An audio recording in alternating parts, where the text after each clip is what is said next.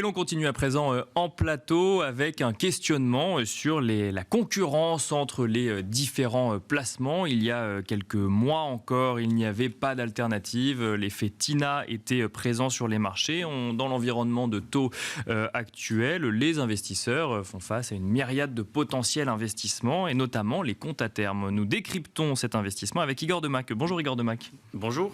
Bienvenue sur le plateau de Smart Bourse. Vous êtes dirigeant associé chez Vital Épargne. Les comptes à terme reviennent sur le devant de la scène puisque les rémunérations de ces comptes à terme redeviennent attractives. Alors on va les redéfinir ensemble et on va se demander surtout si ça rentre dans une panoplie d'investissement, dans une stratégie d'investissement. Déjà, quand on parle de comptes à terme, on parle d'investissement avec des durées très courtes.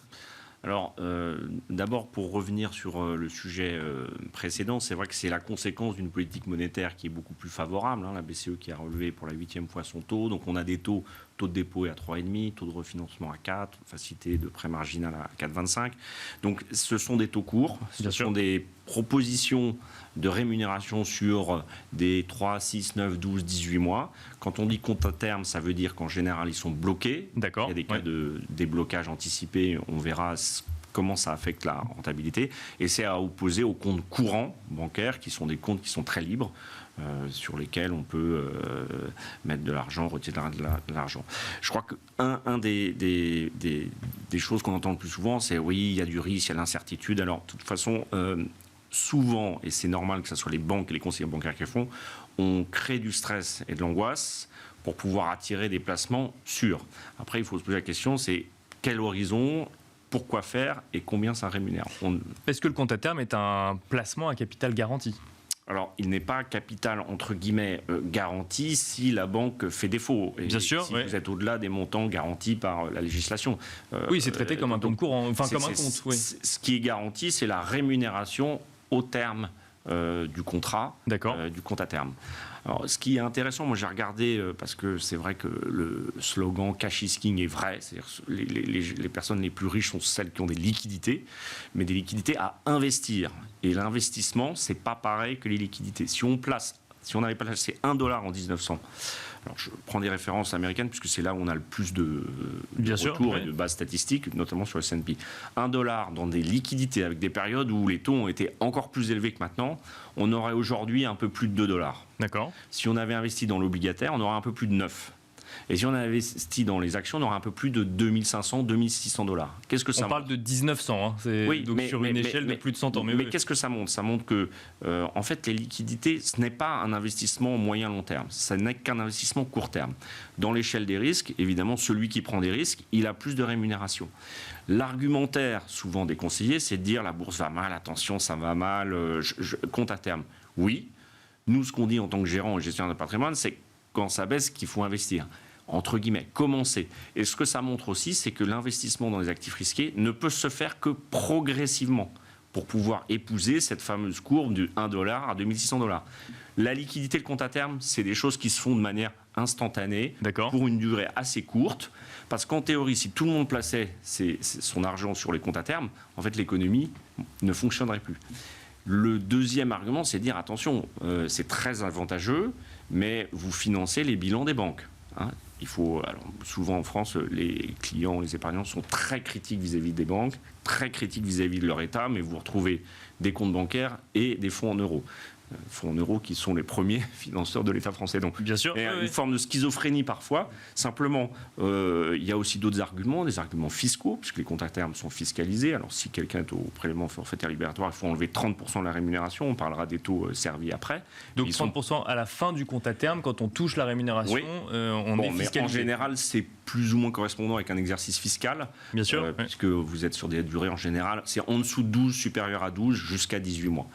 Vous avez l'obligation de bloquer les fonds. Plus c'est court, moins c'est rémunéré. Donc on commence à 3, 3,10 et puis on peut finir à 3,8 au-dessus de 12 mois ou 18 mois. D'accord. On peut aussi perdre une partie de la rémunération si jamais on casse le compte à terme. On sort avant c'est-à-dire qu'on vous enlève quelques mois de rémunération, on vous minore le taux. Donc il faut aussi avoir en tête que cet argent-là, il est destiné pour une période à ne pas être utilisé si on veut la pleine rémunération qui est offerte. Donc ce que vous nous dites, c'est que cet environnement effectivement de taux courts élevés qui redonne de l'attractivité à ces comptes à terme, ça n'est pas une martingale pour autant, c'est un placement avec une stratégie propre et des spécificités propres. C'est un outil, mais qui n'est pas un outil d'investissement et d'allocation optimal sur le moyen long terme. Et ça ne peut pas l'être, puisque j'ai démontré statistiquement, même si on me dira c'est trop long, mais l'investissement qui fonctionne, c'est l'investissement qui est productif, c'est-à-dire qui investit dans des actifs, en tout cas en tant que propriétaire, et c'est bien pour ça que, on le disait juste avant, le marché américain, l'économie est pas très bonne, mais les indices marchent très bien, parce qu'il y a 10 valeurs qui, elles, marchent très bien. Donc c'est ça qu'il faut chercher dans une optique d'allocation au moyen long terme. Après, quand vous avez 95 ans, que vous avez à transmettre, il est probable que le compte à terme aujourd'hui est plus intéressant. Méfions-nous parce que le fonds en euros, il n'a pas ses niveaux de rémunération, mais les niveaux de rémunération vont remonter. C'est une enveloppe fiscale, c'est une enveloppe successorale. Donc il y a tout un panel de choses à prendre en compte et on ne peut pas opposer le compte à terme à la bourse de manière trop instantanée parce que ce n'est pas le même outil. Mais sans les opposer, est-ce qu'on constate une concurrence? Alors peut-être effectivement pour des mauvaises raisons, comme vous nous le dites, mais est-ce qu'on constate une concurrence dans ces différents placements entre des actifs risqués, l'obligataire et les comptes à terme? Oui, on peut aussi penser que le fait de voir des valeurs liquidatives bouger, et c'était un des arguments pour investir dans l'immobilier et le private equity. Mais maintenant, les gens se rendent compte que finalement, les liquidités, ça ne doit pas attirer une prime, mais plutôt une décote. Parce que vous avez aussi la solution d'investir dans les SICAV monétaires. Les SICAV monétaires, aujourd'hui, elles ont rechargé leur capacité de rémunération et on est autour de 3. Donc c'est plus se dire j'ai l'argent en banque, j'y touche pas, c'est simple, je comprends.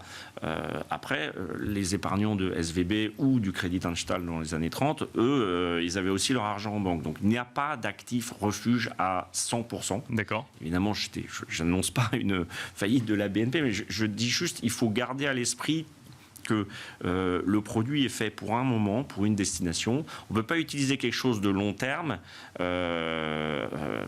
pour un but court terme et vice-versa. On n'achète pas de l'immobilier pour 3 mois. Pourquoi? Parce que c'est un actif de duration longue. Là, on est dans des, entre guillemets, actifs financiers de duration ultra courte. Donc ça ne peut pas remplacer un investissement de long terme, c'est ce que vous nous dites. C'est-à-dire que si on les oppose, ça veut dire que les personnes soit ne veulent pas investir long terme et sont effectivement très adverses au risque, ce qui est compréhensible, et c'est une grande majorité d'épargnants français, puisqu'on a une culture malheureusement très peu tournée vers les actions, il n'y a qu'à voir le taux de détention des actions, mais ça peut tout à fait aussi servir de compte d'attente, et heureusement, j'allais dire qu'aujourd'hui, il est rémunéré, ce temps.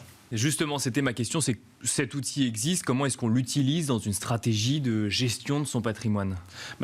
Au lieu d'avoir une rémunération quasi nulle, comme ce qui était le cas il y a 12 mois sur ces liquidités, parce que l'investissement moyen long terme dans des actions, il est progressif, et l'argent qui n'est pas encore investi, lui, il travaille à 3,5. D'accord. Donc après, on se met dans une configuration en fonction du profil du client qui est plus ou moins offensif, en disant voilà, les liquidités représenteront un peu plus qu'avant parce qu'elles rémunèrent un peu plus. Mais dans un profil offensif, les liquidités doivent rester minoritaires. Dans un profil qui est très adverse au risque, où il y a un âge moyen élevé, évidemment, la liquidité sera plus importante. Bien sûr. Souvenons-nous aussi que les banques, qui sont quand même des agents économiques, n'offrent pas les mêmes conditions pour les mêmes montants. C'est comme la distribution de gros, c'est que plus vous êtes important, plus les sommes investies dans les comptes à terme sont importantes, plus la rémunération sera importante. Il y a des seuils aussi, 500 000 euros, 1 million d'euros, c'est pas non plus accessible à tout le monde. Mais on peut pas utiliser un compte à terme avec 10 000 euros aujourd'hui? Alors, vous avez le livret A, l'éco-dévis, ça c'est... Bien sûr, oui, c'est sûr. Oui, mais la rémunération qui est réglementée, bonifiée, mais qui ne suit pas encore tout à fait la courbe des taux, c'est plus difficile. Alors c'est plutôt pour des montants qui sont plusieurs de dizaines, centaines de milliers d'euros. Donc ça fait quand même appel à des gens qui ont des moyens. Bien sûr. En général, ce qu'on remarque, c'est que les personnes ne veulent pas avoir à se poser la question de l'investissement.